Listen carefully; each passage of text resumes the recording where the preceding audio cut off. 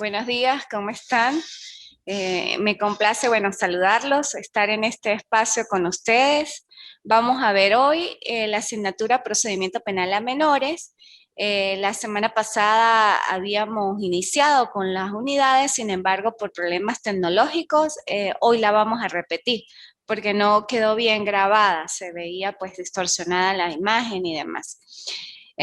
Hoy, vamos a comenzar entonces con la unidad 1, que son los principios fundamentales del procedimiento penal a adolescentes. Esta asignatura, lo que es procedimiento penal a menores, está comprendida en 7 unidades. Vamos a hacer un repaso rapidito de lo que es la sinopsis de contenido para que ustedes pues visualicen. En todo caso, también en la plataforma a medida que vayan validando las estrategias de validación. La unidad 1, como indiqué, principios fundamentales del procedimiento penal de adolescentes. La unidad 2, la jurisdicción penal. La unidad 3, los órganos de jurisdicción penal de adolescentes. La unidad 4, el procedimiento penal del adolescente. La unidad 5, fase del juicio oral. La unidad 6, medios de impugnación de sentencia. Y la unidad 7, la fase de ejecución de la sentencia. Si se pueden dar cuenta, pues es como un recorrido a lo que es la jurisdicción ordinaria. Sin embargo, en este momento, pues vamos a comprender es la jurisdicción especializada, el sistema propio de responsabilidad penal de adolescentes en Venezuela, y vamos a tocar algunos tópicos de otros países a medida que vayamos desarrollando la unidad. Antes de iniciar pues propiamente con la unidad 1, considero yo que es muy importante conocer lo que es los parámetros de imputabilidad e inimputabilidad y lo que es la definición de niño, niño, adolescente, para que ustedes tengan inclusive una idea de cuál es el ámbito de aplicación de la ley. A medida que desarrollamos las unidades, pues esto se va a profundizar. Sin embargo, es necesario que se indique el ámbito de aplicación, a quién está comprendida la ley y en todo caso también por qué surgió ese sistema de responsabilidad penal de adolescentes. Aquí en Venezuela, el sistema de responsabilidad penal de adolescentes, y a nivel inclusive internacional, tienen que apagar por favor los audios, desactivar los audios. Se inicia como producto de 2 parámetros importantes, ¿no? Lo que es la doctrina de la situación irregular del niño, niña y adolescente, y posteriormente la doctrina del derecho de protección integral del niño, niña y adolescente. Esta doctrina de situación irregular veía al adolescente y al niño como un sujeto de derechos, como un objeto, como un objeto de derechos, no como sujeto. Sí le estaban reconocidos ciertos deberes y ciertos derechos, pero prácticamente se veía como un objeto, un aspecto a tratar, no como efectivamente como esa persona que tenía esos derechos para poder salvaguardarle en todo caso. Posteriormente, se implementa la doctrina de protección integral del niño, niña, adolescente, y ya se aparta de la situación irregular de ese niño, niña, adolescente, y ve al niño, niña, adolescente como un sujeto pleno de derechos, que tiene derechos y que tiene deberes igualmente que cumplir, y hay que salvaguardarlo y protegerlo. Esa doctrina de protección integral del niño, niña, adolescente se basa en una premisa fundamental, que él es el interés superior del niño, niña, adolescente, como sujeto pleno de derechos y consciente tanto de sus capacidades, de sus deberes y de sus derechos. Toda esta doctrina, esas dos formas, en primer lugar, la situación irregular y la doctrina de protección, aquí en Venezuela está dividida la Ley Orgánica para la Protección del Niño y Adolescente en 2 ámbitos, en el área de protección civil y en el área de protección penal. Si ustedes revisan la ley, antes del 526 en adelante, o sea, del 1 al 526, está lo que es el sistema de protección netamente del área civil. Allí se tratan las instituciones propias en sintonía con las de civil, esto es protección, educación, colocación familiar, todo lo que tenga que ver con estos niños que están desamparados o que teniendo familias estructuradas, hay rompimientos de ellas y lógicamente pasan a que sean salvaguardados por el circuito de protección del niño y adolescente porque hay conflictos de intereses entre los padres. Entonces, toda esa área del sistema de protección la comprende de los artículos 1 al 526. Claro, el sistema de responsabilidad penal Sin embargo, toma los principios de los contenidos de los primeros artículos, por lo menos inclusive está el artículo 2, que ya lo vamos a tratar, que es la definición de niño, niña, adolescente, ciertos deberes, el artículo 8, que también es fundamental y también lo arropamos y es aplicable en el sistema de responsabilidad penal de adolescentes, que es el interés superior del niño, niña, adolescente. Igualmente, bueno, ese sistema de responsabilidad, tanto de protección o penal propiamente, están dirigidos a salvaguardar esos derechos del niño y también regular su conducta, sea en el área civil o sea en el área penal. Esto inclusive, bueno, también deviene de mucho o surge o tiene como origen todas estas concepciones que fueron a medida evolucionando en 1874, en 1939, en 1874 con el caso de Mary Ellen, que era una niña que había sido efectivamente ultrajada, maltratada por sus cuidadores, y en esa época, a pesar de que eso fue en Estados Unidos, no había sistemas de regulación propiamente para los niños. Y su cuidadora, pero sí había como una especie de trabajador social que estaba pendiente pues de las familias, y en ese momento observó el desamparo de esa niña que estaba siendo maltratada, instó, fue a los mecanismos judiciales pertinentes, y en un primer momento la demanda no prosperó, porque pues como se veía a los niños, niñas, adolescentes como objetos de derecho, pues no se le eran reconocidos sus derechos, y esta trabajadora social, en vista de que esa niña pues seguía siendo maltratada y quería salvaguardarla y protegerla y demás, ella intentó una demanda con base a que la niña pertenecía al reino animal, y que si en esa época los animales, todos los derechos de los animales estaban regulados y los de los niños no, pero que ella pertenecía al reino animal, introdujo la demanda por esa vía y efectivamente ganó el caso, diciendo que la niña pertenecía al reino animal y como perteneciente al reino animal, pues tenía que salvaguardarle sus derechos porque estaba siendo maltratada y ultrajada. Y bueno, de allí vienen todas esas concepciones jurídicas e ideológicas para dar paso a lo que hoy es el día la doctrina de protección integral del niño, niña y adolescente, como el adolescente viéndose a ese adolescente y ese niño, esa niña, como sujeto pleno de derechos. ¿Okay?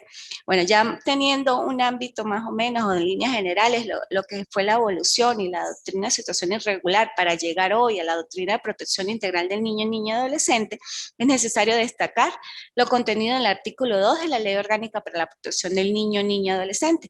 Deben tener en sus manos pues la ley porque la vamos a utilizar mucho en esta materia. El artículo 2 define propiamente lo que es niño, niña y adolescente y nos marca en todo caso la pauta para la imputabilidad e inimputabilidad del sistema propio juvenil venezolano. Me permito leerlo. Se entiende por niño, niña o toda persona con menos de 12 años de edad. Se entiende por adolescente toda persona con 12 años o más y menos de 18 años de edad.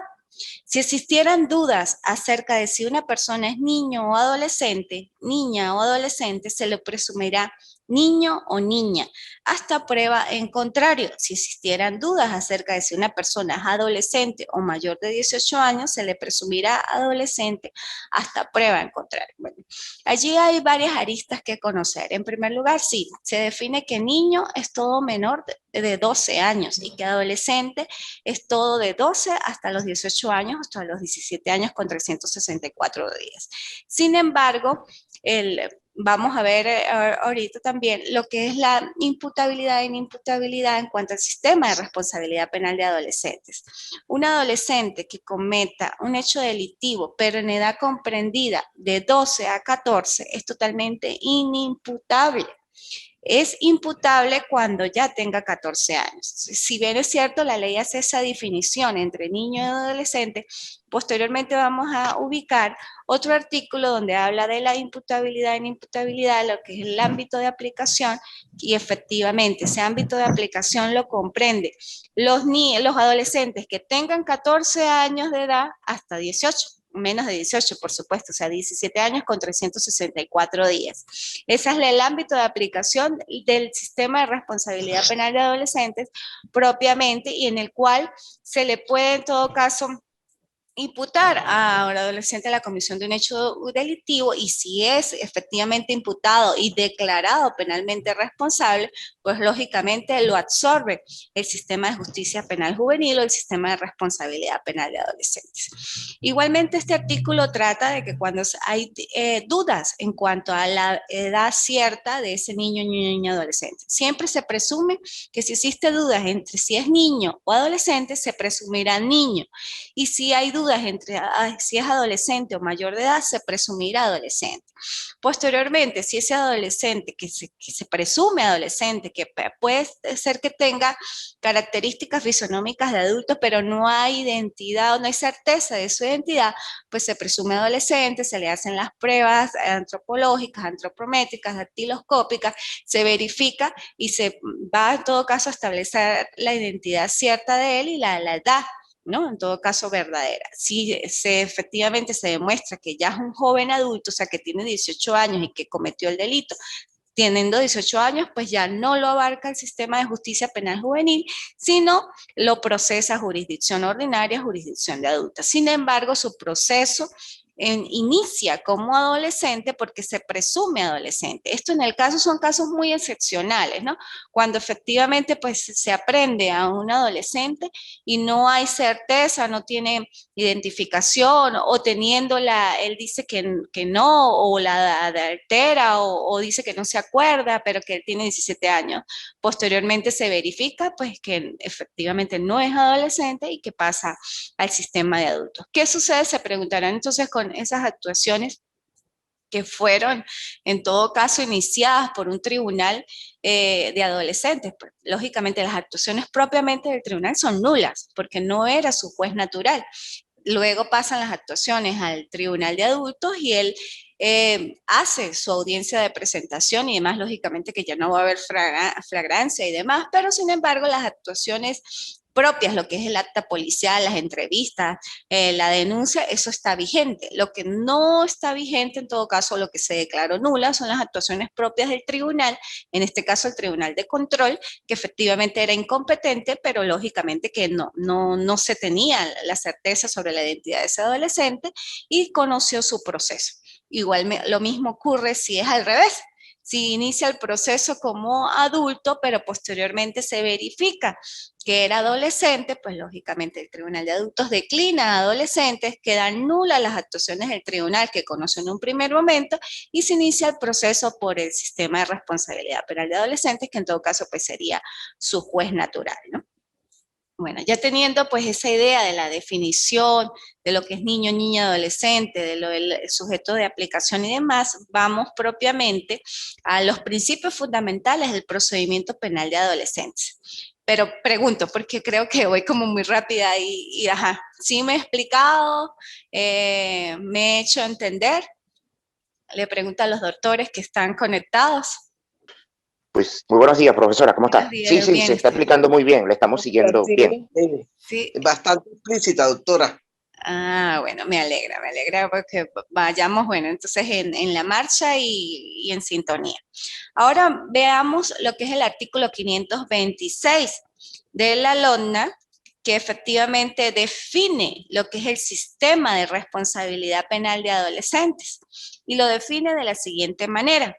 El sistema de responsabilidad de los y las adolescentes es el conjunto de normas, órganos y entes del poder público que formulan, coordinan, supervisan, evalúan y ejecutan las políticas y programas destinados a garantizar los derechos de los adolescentes y las adolescentes en conflicto con la ley penal. Asimismo, sus integrantes con competencia en la materia se encargarán del establecimiento de la responsabilidad de los y las adolescentes por los hechos punibles en los que ellos incurran, así como el control de las sanciones que les sean impuestas. Este sistema funciona a través de un conjunto de acciones articuladas por el Estado, las familias y el poder popular orientadas a su protección integral y su incorporación progresiva a la ciudadanía. Ese artículo define efectivamente lo que es el sistema de responsabilidad.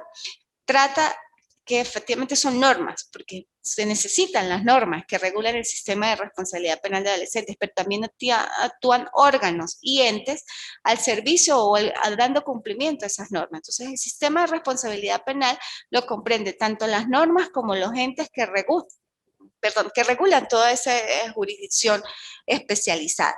¿Y cuáles son los entes? Los entes son los establecidos en el 527, los integrantes del sistema de responsabilidad, que en primer lugar está la Sala Constitucional del Tribunal Supremo de Justicia, posteriormente está la Sala de Casación Penal, bueno, van en orden de sección de adolescentes, el Ministerio Público, el Ministerio para Servicios Penitenciarios, los órganos especializados, la Defensa Pública, inclusive con la reforma del 8 de junio del 2015, incluyeron los consejos comunales como integrantes del sistema de responsabilidad penal de adolescentes. Ustedes se preguntarán, ajá, ¿y el consejo comunal qué hace? ¿Cuál es su función?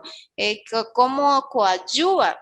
Sí, es fundamental. Pienso yo que una de las importancias o formas o características propias del sistema es que es necesario que los consejos comunales, bueno, como está organizada políticamente la región, los estados, ¿no? Que coadyuven en ese ámbito de aplicación, porque cada consejo comunal debería, ¿no? Hay algunos que sí están totalmente constituidos y de verdad regulan bien lo que es el consejo comunal.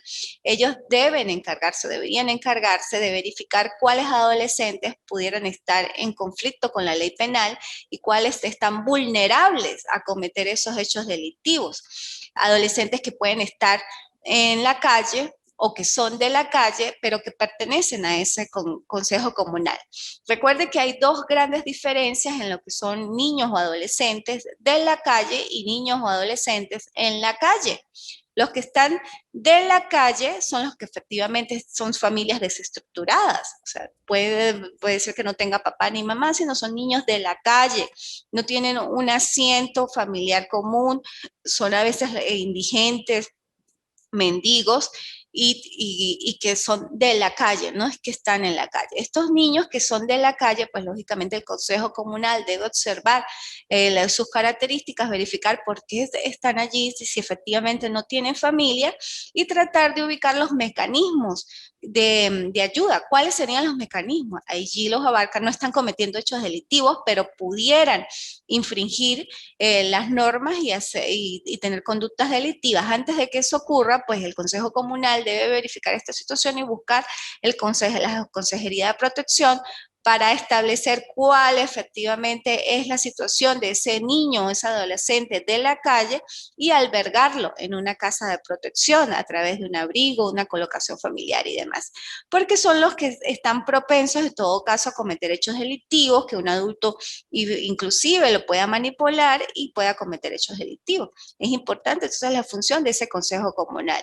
Igualmente como órgano de prevención y también como órgano regulador. Cuando habla de órgano regulador, en todo caso, es que efectivamente ya haya establecido el sistema de justicia penal juvenil una medida cautelar, una aplicación de alguna medida cautelar, y el Consejo Comunal se le obligue para que esté pendiente de ese adolescente que está bajo régimen de presentaciones en el tribunal, o para que ese adolescente cumpla con los servicios a la comunidad que fueron impuestos, o para que tenga una conducta buena. En el momento que a un adolescente se le aplican medidas cautelares, pues se le colocan ciertas condiciones y prohibiciones. Esas condiciones y prohibiciones muchas veces deben ser reguladas por ese Consejo Comunal, pero dependiendo, pues en todo caso, de la decisión que tome el juez, si es el sometimiento y cuidado y vigilancia de sus representantes legales o el sometimiento y cuidado y vigilancia del Consejo Comunal y demás.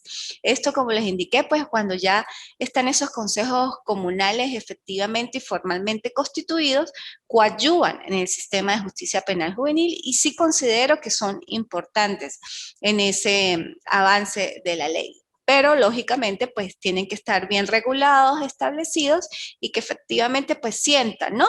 Ese proceso tanto de vocación y sentido de pertenencia, de ayudar a la justicia y de ayudar a la sociedad, porque no solamente es ayudar a la justicia, es ayudar a la sociedad, es ayudar a la comunidad, es efectivamente teniendo ese norte del bien común. y cómo se genera un bien común que efectivamente en su zona, en su sector, pues haya convivencias armónicas y pacíficas y que no hayan adolescentes que puedan estar incursos en la comisión de hechos delictivos o que tengan o que sean vulnerables a la comisión de los mismos. ¿Okay?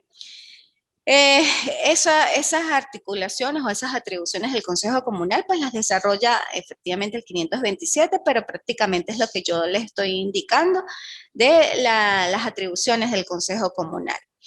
Posteriormente está el artículo 28, que es la responsabilidad del adolescente y efectivamente pues indica que todo adolescente, una vez se verifique la comisión de un hecho punible, es responsable y es culpable, lógicamente si hay una sentencia firme y se castigará o se sancionará de acuerdo a la proporcionalidad del hecho delictivo y lógicamente que la jurisdicción es la jurisdicción especializada y que se le impondrá una sanción de acuerdo al hecho delictivo. El 529, que son también de los principios fundamentales del procedimiento penal de adolescentes, habla de la legalidad y la lesividad. Esto es muy parecido pues a la parte de adultos en cuanto a que efectivamente no puede ser castigado un adolescente por un hecho o una falta que no esté previamente establecido en la ley. Eso ustedes bien lo saben. El artículo 49 inclusive de la Constitución lo verifica de esa manera y igual es en el sistema de adolescente. No puede ser procesado, procesada, sancionado, sancionada un adolescente por un acto u omisión que al tiempo de su ocurrencia no esté previamente definido por la ley penal. Y eso es igual que en el sistema de adultos, efectivamente. Si un adolescente actúa, ejecuta algún tipo de acción que se materialice lógicamente en el mundo, pero si esa acción no está contemplada en un tipo penal que encuadre el hecho en ese tipo, lógicamente afectaría el principio de legalidad, no hay delito que castigar y lógicamente pues no es atribuible al adolescente porque no está contemplado. Sin embargo, como en mis clases, tanto de penal y demás, pues yo he hablado que casi todas las conductas, sea de los adolescentes o del ser humano como tal, están encuadradas en un tipo. Tiene que ser algo muy que no sé, o sea, de verdad que no esté encuadrado, pero casi todo. Si no está en la norma sustantiva penal por excelencia, llámese el Código Penal aquí en Venezuela, están las leyes especiales. Cualquier conducta que sea contraria a la ley, de manera general están enmarcadas en la norma sustantiva o en cualquier ley especial, pero lógicamente tiene que encuadrar esa conducta en un tipo penal para que efectivamente sea castigado y sea punible. Luego habla el artículo 530, que es la legalidad del procedimiento, me lo permito leer, dice, para determinar la responsabilidad de un adolescente en un hecho punible y la aplicación de la sanción que corresponda, se debe seguir el procedimiento previsto en la ley, efectivamente. O sea, si un adolescente comete un hecho delictivo, pero en ese ámbito de aplicación de 14 a 18 años, ¿cuál es la ley a aplicar? La ley orgánica para la protección del niño, niña y adolescente del artículo 526 en adelante, que abarca el sistema de responsabilidad penal de adolescentes. Ya, si es adulto, pues lógicamente es jurisdicción ordinaria, pero si es adolescente, esta ley.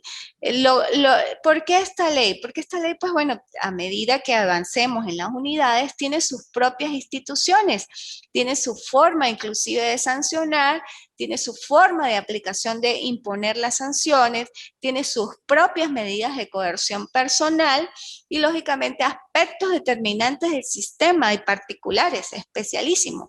¿Qué sucede? Y también se preguntarán, y a veces muchas personas pues pueden preguntarse, si un adolescente comete un hecho delictivo, pero a los 2 días ya es adulto. Bueno, sigue igual con el sistema de responsabilidad penal de adolescentes, no porque a los 2 días ya tiene su mayoría de edad, lo va a arropar jurisdicción ordinaria, no, sigue con su proceso de adolescentes hasta el término del mismo, independientemente que en el transcurso de su proceso o inclusive en el transcurso de su sentencia, si ya ha sido condenado, cumpla la mayoría de edad. Sigue hasta el final con el procedimiento de responsabilidad penal de adolescentes. ¿Okay?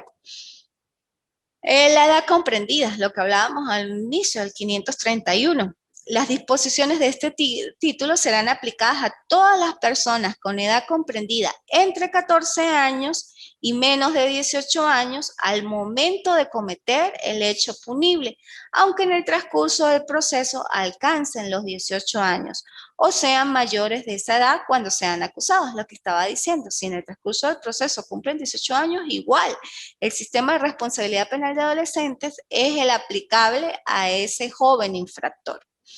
¿Qué pasa con los niños menores de 14 años? Hay lógicamente un proceso de regulación especial para ellos y eso está establecido en el 532, que se los voy a explicar para no leerlo brevemente, pero les los insto y los invito a que lean el articulado de la ley orgánica de manera más profunda, porque en este momento pues yo lo que hago es leerlo así de manera general para que ustedes más o menos no se ubiquen en la ley, pero lógicamente ya queda de parte de ustedes profundizar y si tienen alguna duda, alguna inquietud, alguna sugerencia inclusive, pues se comunican conmigo por todas las alternativas que hoy existen, sea por la plataforma, por el teléfono y demás, ¿ok?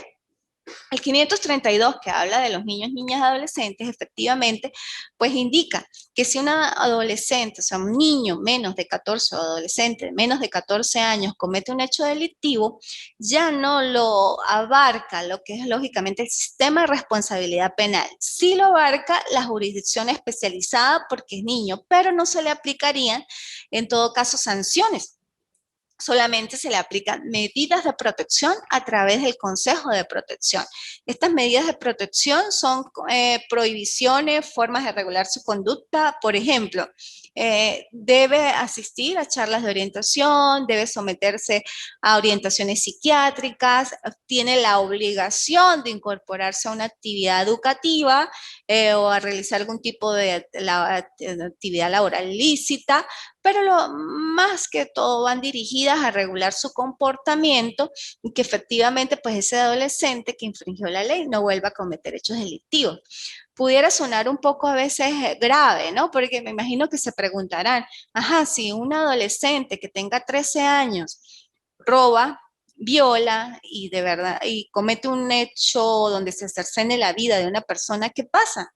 ¿Qué pasa? Bueno, a ese adolescente se le aplicarán solo medidas de protección. Esas medidas de protección no generan penas corporales o sanciones privativas de la libertad, sanciones gravosas. Recuerde que en adolescentes, cuando hablo de penas corporales para restringir, pero en adolescentes lógicamente no hay penas corporales, ¿no? O sea, ese término de penas no se utiliza son sanciones o sanciones privativas que coarten la libertad para un adolescente de 13 años no es aplicable, no existen. Se le aplican, son medidas de protección no coercitivas o no coactivas, porque son formas que en todo caso el consejero de protección y el consejo de protección aplica para regular la conducta. Sí, suena, puede chocar y puede sentirse de que sí, ajá, pero el delito queda impune. Bueno, no es que quede impune, sino solamente que el legislador observó y a través de los convenios que el grado de maduración de un adolescente de 13 años, de 12 años, pues difiere del de 14 y que como difiere, pues su grado de evolución puede ser inclusive vulnerado o manipulado, pues lógicamente no es apto para que sea sancionado penalmente, sino se le deben aplicar son medidas de protección que regulen su comportamiento, su forma de vivir y que no lo vuelva a hacer. Sí, efectivamente estamos conscientes que de 13 años hay sicarios, hay adolescentes que cometen hechos delictivos, sí, efectivamente hay, pero bueno, hoy en día con la reforma del 8 de junio del 2015, a ese tipo de adolescentes no se le aplican medidas coercitivas o el sistema de responsabilidad propiamente, sino son medidas de protección. Ojo con eso. Cuando inclusive un adolescente que tenga 13 años comete hechos delictivos de esa naturaleza grave, ¿no? Donde se cercene, se viola y demás, pues lógicamente estas actuaciones pasan a la fiscalía, al órgano aprensor, si es por la comunidad que en ese momento, el producto del clamor público lo aprende, el órgano de seguridad lo pasa al fiscal del Ministerio Público, el fiscal del Ministerio Público propiamente lo pasa al Consejo de Protección. de protección. Muy rara vez pasan al tribunal, pero cuando las actuaciones pasan al tribunal y el juez de control verifica que tiene 13 años o 12 años, pues lógicamente se declara incompetente y pasa las actuaciones igualmente a la Consejería de Protección, que son los que deben aplicar esas medidas en todo caso. ¿Ok? Ahora seguimos con el 534, que es el error en la edad. El error en la edad habla de que si efectivamente en el transcurso del procedimiento, en la ejecución de la sanción, se determina que la persona investigada o imputada era mayor de 18, lo que hablábamos hace rato, al momento de la comisión del hecho punible se remitirá lo actuado a la autoridad competente. En caso de procesarse,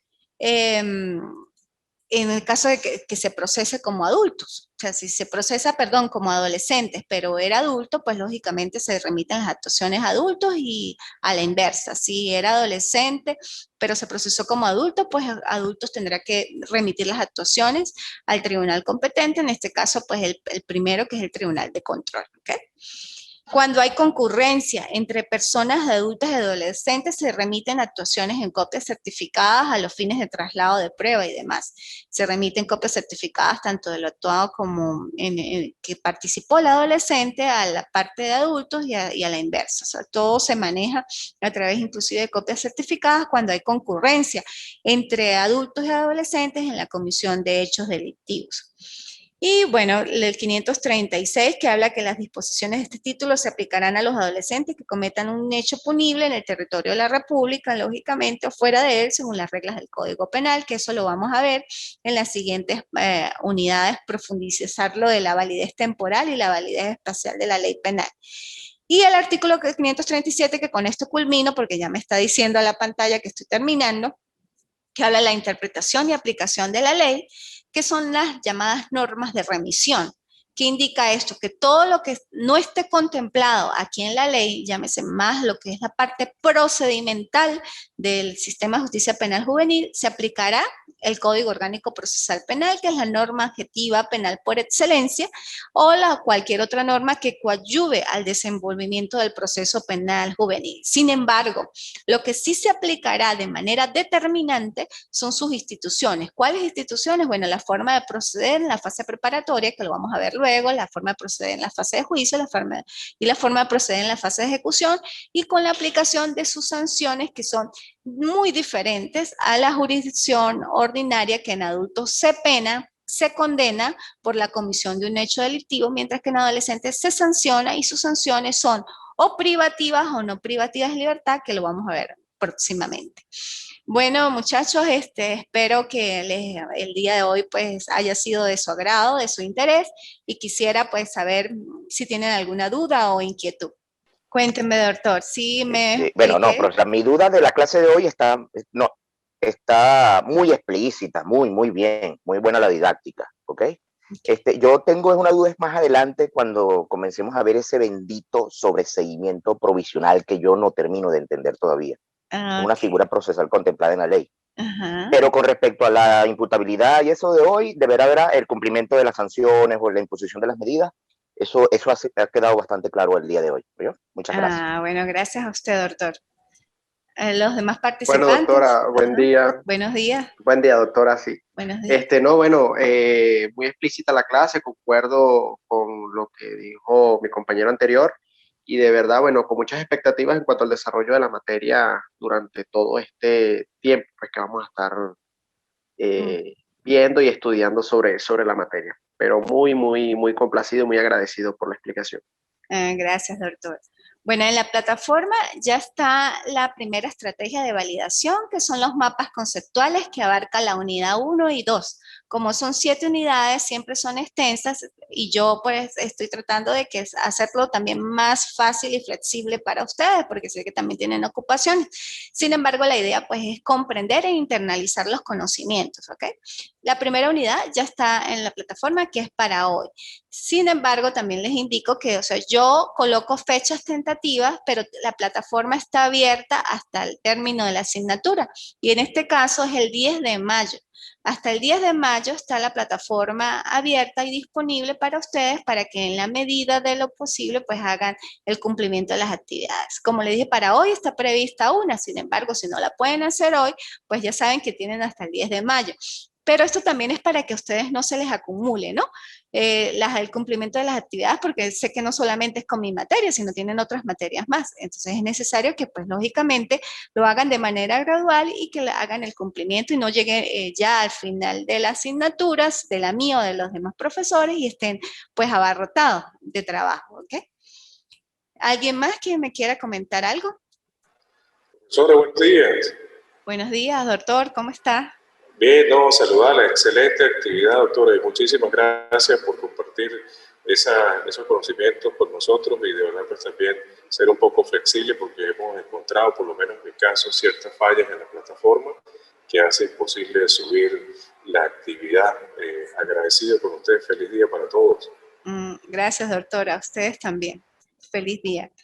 ¿Alguien más? ¿No? Profesora, si pudiera explicarnos un poco más lo de los mapas conceptuales, ¿no? Ajá. Cada principio un mapa conceptual o un mapa conceptual con tantos dibujitos como principios hay. Porque dice mapas conceptuales, no dice mapas conceptuales. No, dice mapas sino como conceptuales. Si fueran varios. Sí, son dos. Son dos. Uno Ajá. que abarque la unidad 1, que son los principios fundamentales, y recuerden que un mapa conceptual es como las agujas del reloj y tiene que tener sus propios conectores, ¿no? Y es muy importante que inclusive lo referencien, de dónde extrajeron eso, que puede ser de la misma ley, pero hagan la referencia que los trajeron de la ley.